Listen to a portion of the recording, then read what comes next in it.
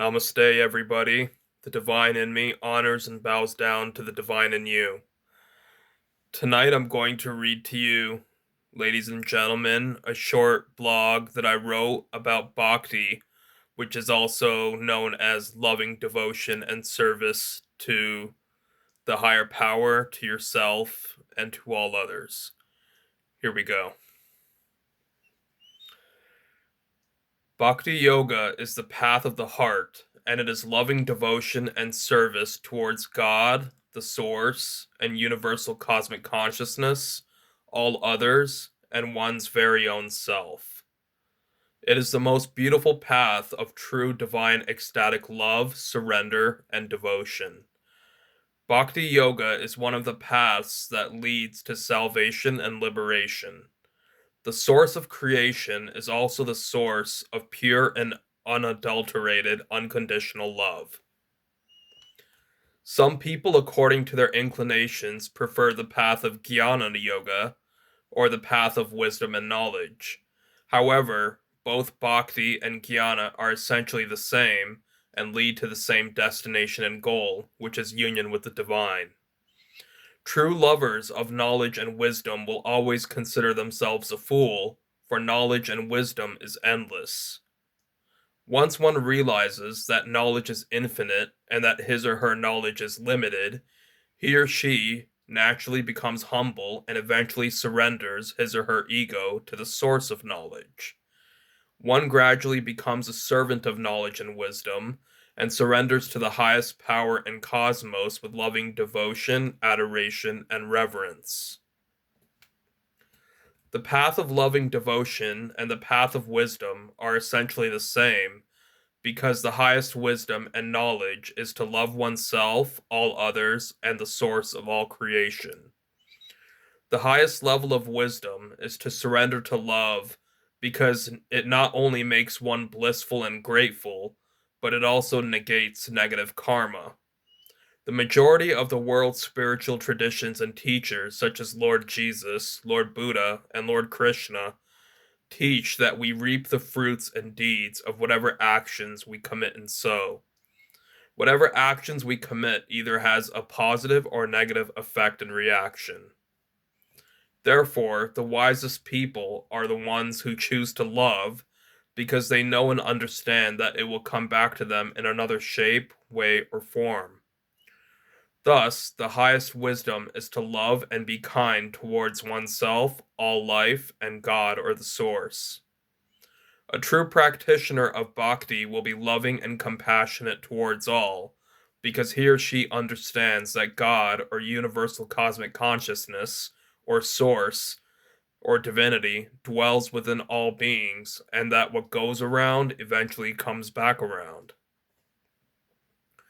The love and mercy that God has for his children is pure and unconditional. Even though God has everything that one could ask for, there is one thing that he desires and craves, and that is the love within our hearts. God gives us the free will to choose to flock towards him or flock away from him. He does not want to force us to love him. However, he is absolutely delighted when we surrender and offer our hearts to him out of our own free will. The relationship between the devotee or servant and God, or the lover and the beloved, is a mutual and symbiotic one.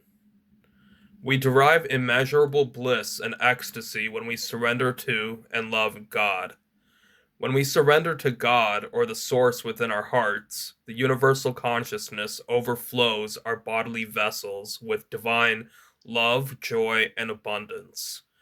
It is absolutely true that the most powerful and potent drug is divine love. One has to experience it.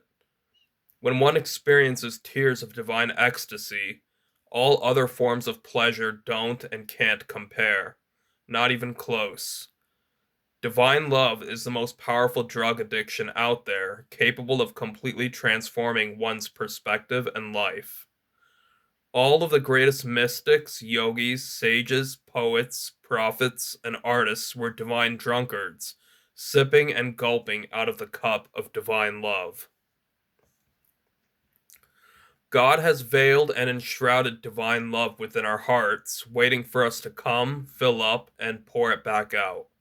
The love of God can be experienced through various forms of devotional services, such as through meditation, chanting, singing, preaching, dancing, writing, reading, art, cooking, cleaning, giving financial donations, and or even manual labor, etc. Any action in the mode of goodness and love can be considered as devotional service, as long as we have God and the divine love in our consciousness, thoughts, and heart. I believe that deep down we all want to love and be loved. Unfortunately, everything in this material world, including its pleasures, are temporary, impermanent, and has an expiration date. However, the love we have in our hearts is eternal and passes on towards the next future generations. If we plant seeds of love, then it will sprout, bloom, and flourish over time. Spreading love has a ripple effect throughout the entire universe. When we love God, we love ourselves because God is our very own self.